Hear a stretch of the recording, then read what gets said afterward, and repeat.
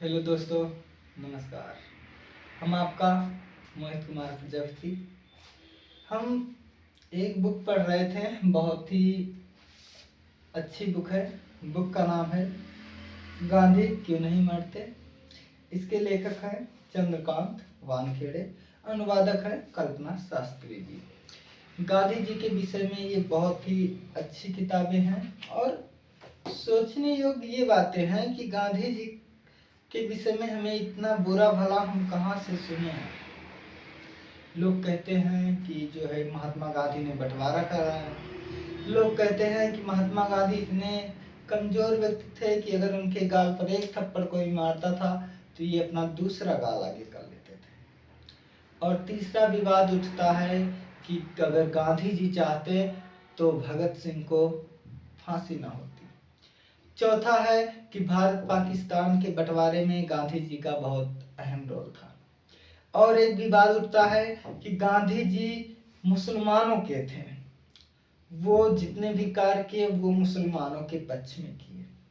तो हम आज धीरे धीरे से तो मैं इन्हीं बातों से प्रकाश हम डालेंगे वन बाय वन कर। पहली बात तो ये कि देखिए, इनके ऊपर छुआछूत का भी जो है इल्जाम लगा था। तो गांधी के भारत में आप जानते हैं कि ये पढ़ने के लिए विदेश चले गए थे, लंदन। उसके बाद जब ये भारत में आए तो एकदम सलाखें, एकदम जैसे लगता है ना कि एकदम लोहा गर्म हो और कोई इस पर हथौड़ा मार दे तो आकार परिवर्तित हो जाता है, वही चीजें थी। आराम समझिए। देखिए, एक पहला इल्जाम हम ये लेकर चलेंगे कि लोग कहते हैं कि महात्मा गांधी को अगर कोई एक थप्पड़ मारता तो वो अपना दूसरा गाल आगे कर लेते थे। बहुत अधूरी जानकारी, इतनी ही जानकारी लगभग सबको मालूम है कि लेकिन वो क्यों कहे थे, कब कहे थे, ये चीज मालूम बहुत कम लोगों को है। तो देखिए, गांधी जी जब भारत आए और यहाँ इन्होंने अस्पृश्यता यानी कि छुआछूत जब इन्होंने देखा और देखा कि यहाँ के जो निम्न वर्ग हैं जैसे SC ST, इन लोगों को इतना दबा कर रखा गया है, इतना शोषण किया गया है, चाहे वो प्राचीन काल हो चाहे वो आज का काल हो। शोषण इनका बड़ा जबरदस्त रहा है। यूं मानो तो इनका जीवन जो वर्ण व्यवस्था था, वर्ण संकर था। ये लोग कभी जो है इनको इंसान ना मानकर एक जानवर की तरह जो है प्रयोग करते थे। तो जब महात्मा गांधी ने देखा तो इन्होंने कहा कि इन दलितों के अंदर, इन निम्न वर्गों के साथ इतना शोषण हुआ है कि अगर ये जो SC कास्ट है या निम्न वर्ग है या शोषित वर्ग है, ठीक है, ये अगर मेरे एक गाल पर एक तमाचा मारे तो मैं दूसरा भी गाल उनके सामने कर दूंगा। इसलिए कर दूंगा कि तुम्हारा भैया हम इतना शोषण किए हैं, आप एक गाल पे नहीं, आप मेरे दोनों गाल पे मारो, मैं इस योग्य हूं। क्योंकि आपका बहुत शोषण हुआ है, चाहे वो तब का काल हो, प्राचीन काल हो चाहे आज हो। इस पर उन्होंने ये चीजें कही थी। अब कुछ जो है जो उनके विरोधी लोग हैं वो ऐसे सिंपल कह देते हैं कि अरे गांधी जी तो बहुत डरे हुए थे, बहुत बुजदिल थे। बुजदिल नहीं है, उन्होंने दुर्दशा देखा तब कहा कि इतना इन लोगों के साथ अत्याचार हो रहा ना कि अगर ये गाल पर एक तमाचा मारे तो मैं दूसरा कर दूंगी, भैया और मार लो क्योंकि हम बहुत गलती हो चुकी, तुम लोग का बहुत शोषण हो चुका है। तब इन्होंने ये कहा था। ठीक। दूसरा इल्जाम लगता है कि गांधी जी ने भगत सिंह को क्यों नहीं बचाया। तो मैं ये बता दूं कि उस समय जो है RSS, R से राष्ट्रीय, S से संघ, ठीक, संस्था, यानी RSS जो है राष्ट्रीय संघ जो ये चलता था RSS, ये लोग आजादी में इनका कोई सहयोग नहीं रहा है, बता रहा हूं। महात्मा गांधी ने ये कहा था कि मैं ये बिल्कुल ब्रिटिश सरकार को नहीं कहूंगा कि ये जो है सजा ना दे, मैं बिल्कुल नहीं कहूंगा, क्योंकि ये लोग जो है भगत सिंह, ये लोग सीधे जो है शस्त्र उठा लिए थे। सीधे मारते थे, अहिंसा पर उतर आए थे। तो मैं तो ये नहीं कहूंगा कि आप इन्हें सजा ना दो, छोड़ दो, लेकिन वो गांधी जी पत्र लिखे थे वहां के ब्रिटिश गवर्नर के पास कि इन लोगों ने जो भगत सिंह ने ये चीजें की है ये क्षमा योग्य तो नहीं है, लेकिन आप इनको जो है, हाँ, इन्होंने कहा कि आप इनको जो है, मैं ये नहीं कहूंगा माफ कर दो, लेकिन आप इनकी गलतियों को जो है, कुछ गलतियों को नजरअंदाज कर दो। उन्होंने ये चीजें कहा था, इनकी जो सजा है सब मिलाकर थोड़ा कम कर दो, माफ कर दो। और ये इसका लेटर आपको जो है, ठीक है, ये लेटर आपको संग्रहालय में मिल जाएंगे जो गांधी जी ने दिया था भगत सिंह के पक्ष में। लेकिन उस समय जो आरएसएस वाले थे वो लोग दो मुहा सांप का काम करते थे। इधर अंग्रेजों को जाकर कहते थे कि ये लोग जो है बहुत हिंसा कर रहे हैं, ऐसे ऐसे इनको सजा दो, और इधर आकर कह रहे थे कि ब्रिटिश सरकार जो है बहुत अत्याचार कर रही है, आप लोग ऐसे ही आंदोलन करो, ऐसे ही मारो, क्योंकि आज़ादी जो है शब्दों से सिर्फ कहने से नहीं आएगी।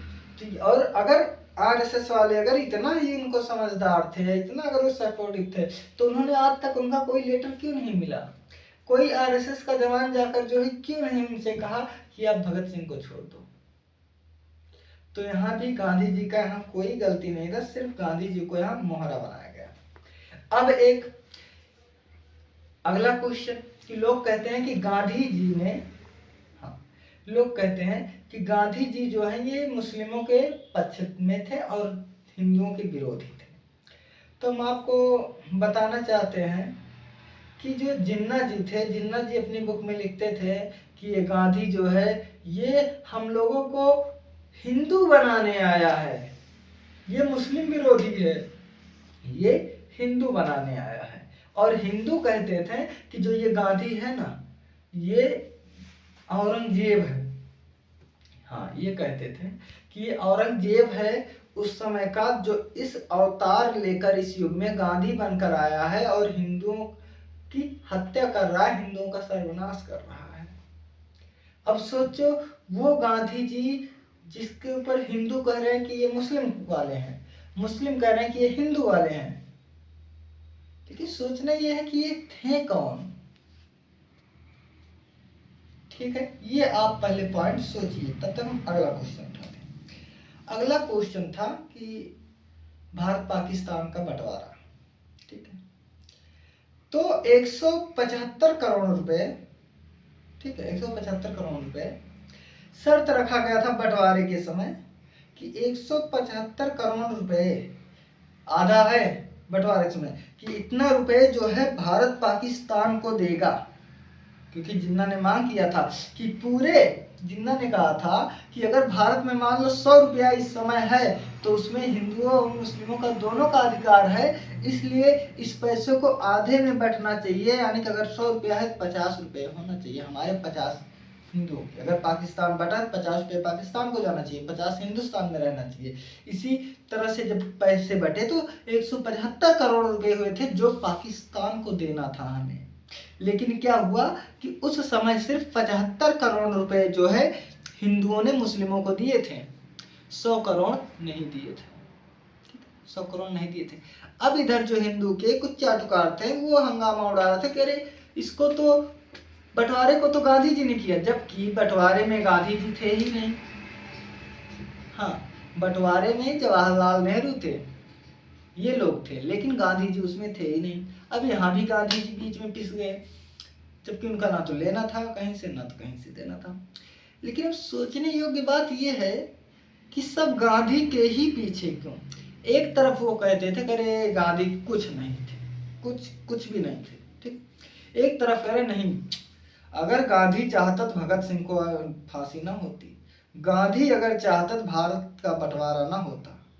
मतलब एक साइड से दिखा रहे हैं कि भाई गांधी जी बहुत पावरफुल थे, अगर वो चाह लेते तो बंटवारा भी ना होता, और अगर वो चाह लेते तो फांसी भी रुक जाती। और एक तरफ कह रहे हैं कि अरे वो तो कुछ नहीं था, ठीक है, टकलू करके लोग बड़ा करी आते थे। अब एक चीज ये सोचो कि गांधी जी को ही क्यों इतनी गाली पड़ती है? चंद्रशेखर आजाद को क्यों नहीं पढ़ता, सरदार वल्लभ भाई पटेल को क्यों नहीं पढ़ता, लाला लाजपत राय को क्यों नहीं पढ़ता। जबकि उन दिनों जो है रविन्द्रनाथ टैगोर का जो घर था वो सबसे ज्यादा अंग्रेजों के जो है हित में था। अगर कोई अंग्रेज आता था सबसे पहले उनके घर जाता था, लेकिन उनको भी गाली नहीं दी। तो ये गांधी को गाली क्यों दी है? उठता है प्रश्न कि आखिर में पूरे बंटवारे में सबसे ज्यादा गाली गांधी ही क्यों खाया।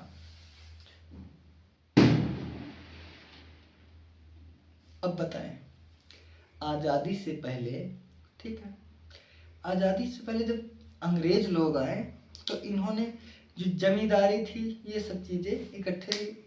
तो इन्होंने क्या किया कि जब गुलाम हो गया तो ये जो पंडित वर्ग थे, ब्राह्मण, ब्राह्मण कहें आजादी चाहिए हमें, आजादी हमें चाहिए ताकि हम आजाद हों, बाकी नीचे की जो श्रेणी है ओबीसी एससी ये लोग जैसे है गुलाम ऐसे ही गुलाम बने रहे।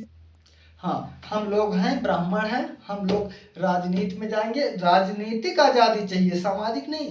क्योंकि अगर सामाजिक जो है आजादी होगी तो उसमें छोटे छोटे जो निम्न वर्ग है ना, जातियां, वो भी आजाद होंगे। तो नहीं, उनको मोहरा ही बनाकर रखना है। हाँ, इसलिए उनको आजाद नहीं करना, इसलिए सामाजिक आजादी ना मिलकर राजनैतिक आजादी चाहिए, ऐसा यहाँ पर माहौल था। और जो तिलक दी थे ना, तिलक नाम सुने होंगे, बाल गंगाधर तिलक, ये ब्राह्मण थे और ये चीजें ऐसा चाहते थे कि केवल ब्राह्मणों का आधिपत्य हो और जातियों का नहीं। तो जब गांधी जी आए तो इन्होंने कहा कि उत्तरी की यहाँ तो एक बहुत बड़े वर्ग का शोषण हो रहा है, दलितों का शोषण हो रहा है, निम्न वर्गों का हो रहा है, ओबीसी वालों का हो रहा है। तो इन्होंने कहा नहीं, ऐसे काम नहीं चलेगा, हम गरीबों को उठाएंगे। हाँ, इन्होंने कहा कि जो अछूत है ना, कहते हैं अछूत, हम इनको उठाएंगे। और जब ये अछूतों को उठा लिए अब इन लोगों को लगने लगी मिर्ची कि भैया ये तो इन लोगों को जो एकदम जात की नीच जात के हैं इनको ये लेकर आ रहे हैं, गांधी इनको लगे बैठा रहा है। बताओ, हम ब्राह्मण हैं, हम ऐसे इनको कैसे। सोचो आज भी एससी के घर कोई ओबीसी या जनरल वाले खाना नहीं खाते थे। तो ये बात जबकि हो रही है, ठीक है, कब 1930 उसकी बात हो रही है, आजादी से पहले, तब कितना दबदबा रहा होगा सोचो ब्राह्मणों का। ठीक है, तो एक कहानी से हम आपको स्पष्ट कर देंगे। गांधी जी ना तो मुसलमान थे ना तो हिंदू थे, ये मानवता को मानते थे। सबसे पहले आप सुने होंगे कहा गया है कि ईश्वर ही सत्य है, ईश्वर ही सत्य है। लेकिन गांधी जी है, उन्होंने कहा नहीं, ईश्वर ही सत्य नहीं है, सत्य ही ईश्वर है। क्या? उन्होंने कहा ईश्वर सत्य नहीं है, सत्य ही ईश्वर है।